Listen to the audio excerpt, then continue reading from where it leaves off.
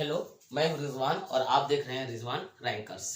आज हम डिस्कस करने जा रहे हैं the concept of national income for class 12 students. National income,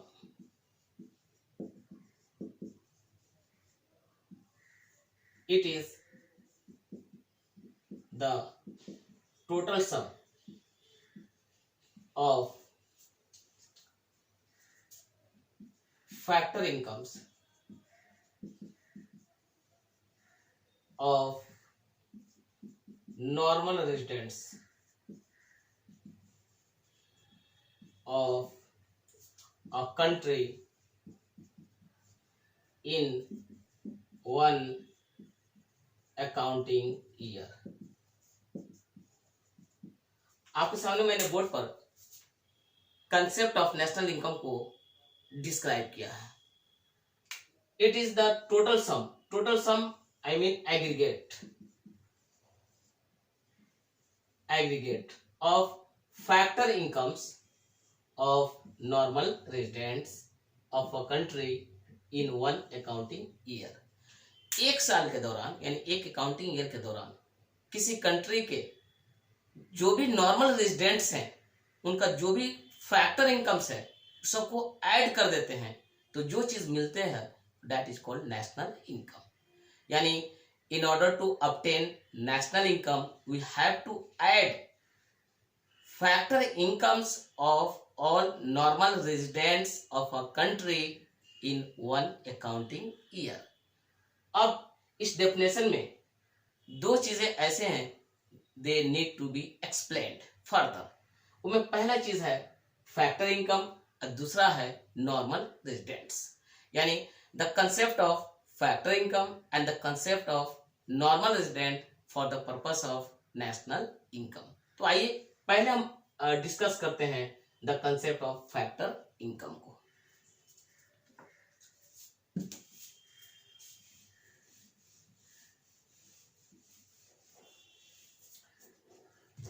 income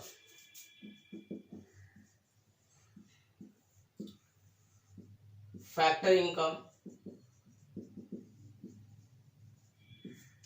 दूसरा हुआ ट्रांसफर इनकम।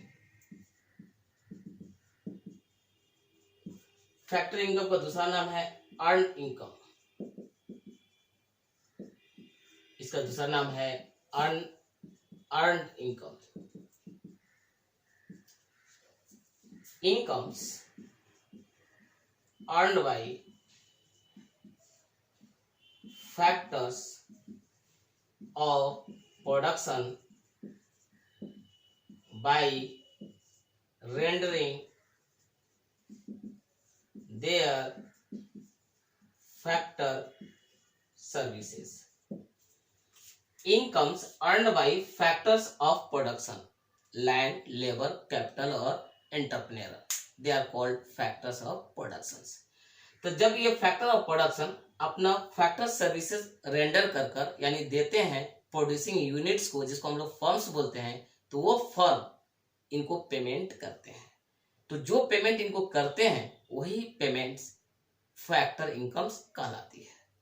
क्योंकि ये फैक्टर सर्विसेज देकर इनकम अर्न करते हैं इसलिए इसको अर्न इनकम भी कहा जाता है। तो so factor income are payments made to factors of production by producing units also called firms. यानी जो भी प्रोड्यूसिंग यूनिट्स हैं, जो फर्म्स हैं, वो पेमेंट्स करते हैं फैक्टर्स ऑफ प्रोडक्शन को, वही पेमेंट्स फैक्टर इनकम के नाम से जानी जाती है। ये पेमेंट्स चार रूप में होते हैं, इंटरेस्ट के रूप में, वेजेस के रूप में, प्रॉफिट के रूप में एंड ऑफ कोर्स आपको रेंट के रूप में। तो so factor incomes arise in the form of factor incomes. These incomes arise in the form of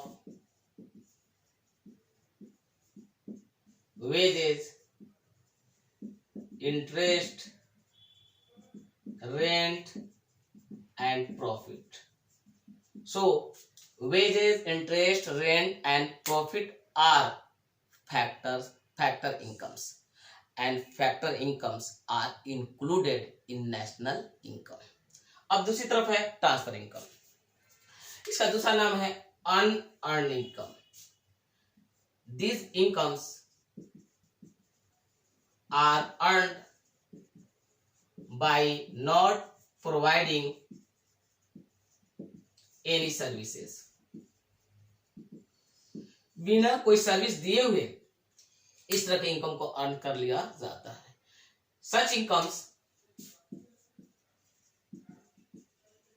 arise in the form of gift, donation, charity, pension,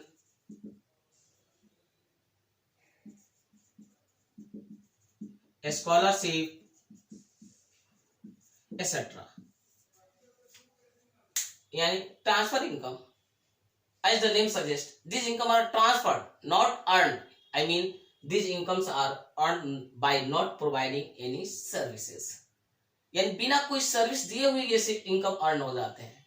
just income का एक transfer होता है, earning नहीं होती है क्योंकि कोई इसके बदले में सर्विस नहीं दिया जाता है. ये इनकम किस रूप में आते हैं? चैरिटी के रूप में, डोनेशन के रूप में, गिफ्ट के रूप में, पेंशन के रूप में, स्कॉलरशिप के रूप में, ग्रांट के रूप में. These incomes arise and these incomes are not included in national income.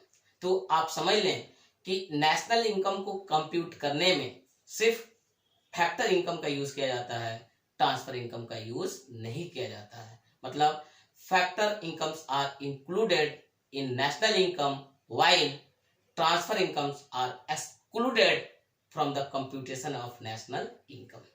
तो आपको ये दोनों कंसेप्ट समझ में आ गए होंगे, फैक्टर इनकम और ट्रांसफर इनकम. सैलरी हुआ, वेजेस हुए, रेंट हुआ, इंटरेस्ट हुआ, प्रॉफिट हुआ, ये सब इनकम फैक्टर इनकम्स हैं because these incomes are earned by providing factor services to the firm. यानी जब फैक्टर्स ऑफ प्रोडक्शन अपना सर्विसेज प्रोड्यूसिंग यूनिट यानी फर्म को प्रोवाइड करते हैं तो उसके बदले में फर्म उनको पेमेंट्स करते हैं. उसी पेमेंट्स को फैक्टर इनकम्स कहा जाता है. दूसरी तरफ कुछ इनकम ऐसे होते हैं जो बिना कोई सर्विस दिए ही अर्न हो जाते हैं. जैसे किसी को डोनेशन मिल गया, ग्रांट मिल गया, एड मिल गया, स्कॉलरशिप मिल गया, पेंशन मिल गया. यहाँ पर किसी तरह का वो सर्विस नहीं दिया, उसके बावजूद भी इनकम अर्न हो गए. They are called transfer incomes यानी unearned income and they are not included in the computation of national income. क्योंकि आपने देखा कि नेशनल इनकम का डेफिनेशन में मैंने बताया कि it is the total sum of यानी aggregate of factor incomes not transfer incomes of normal residents of a country in one accounting year. अब देखते हैं कि नॉर्मल रेजिडेंट किसको कहा जाता है. आइए देखते हैं.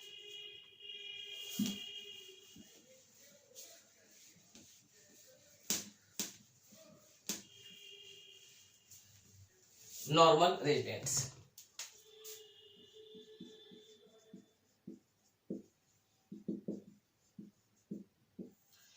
For the purpose of computation of national income, a person is said to be a normal resident if he satisfies two conditions. The first condition is that he has lived in India for 1 year or more and his economic activities जैसे consumption, investment, production are based in India. A person is said to be a normal resident if he has lived in India for 1 year or more and his economic activities such as production, consumption and investment are based in India. यानी For a person to be described as a normal resident, he has to satisfy two conditions. He has lived in India for 1 year or more. कम से come India में 1 साल रहा हो, और साथ साथ his economic activities जैसे प्रोडक्शन, कंजप्शन या investment are based in India, यानी उसका centre of activity, economic activities India होना चाहिए। यानी ये बंदा इस सब एक्टिविटीज को इंडिया में कर रहा हो तो इसको नॉर्मल रेजिडेंट कहा जाएगा।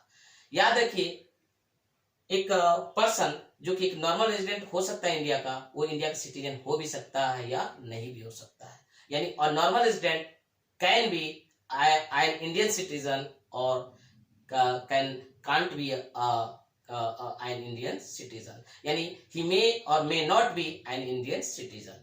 और नॉर्मल रेजिडेंट इंडियन सिटीजन हो भी सकता है और इंडियन सिटीजन नहीं भी हो सकता है। क्योंकि for a person to be described as a normal resident, he has to satisfy two conditions. He must have lived in India for 1 year or more.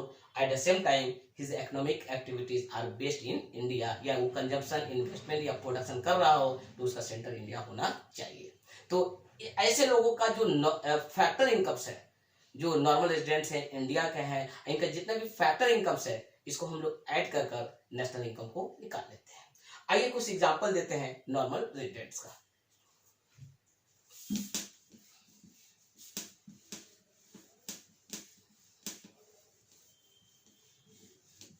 Examples of normal residents.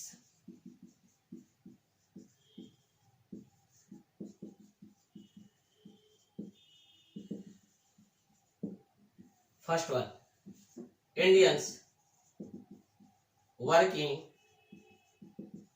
in foreign embassies located in India. Indians working in the office of WHO located in India.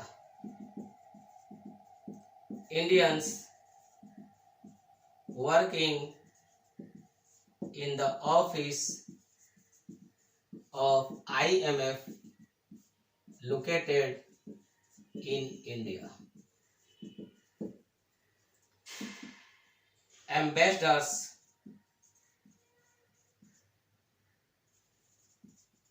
for India in the rest of the world, and foreign citizens living in India for over 1 year. So these are some examples of normal residents. Indians working in foreign embassies located in India. जो foreign country का जो embassies है जो India में located है, उसमें जो भी Indians काम कर रहे हैं वो भी normal residents है। Indians working in the office of WHO, World Health Organization का जो ऑफिस है जो इंडिया में located है, उसमें भी जो Indians वर्क कर रहे हैं वो भी normal residents हैं for the purpose of national income. Indians working in the office of IMF, international monetary fund का जो ऑफिस इंडिया में लोकेटेड है, उसमें जो भी इंडियंस काम कर रहे हैं वो भी नॉर्मल रेजिडेंट्स हैं।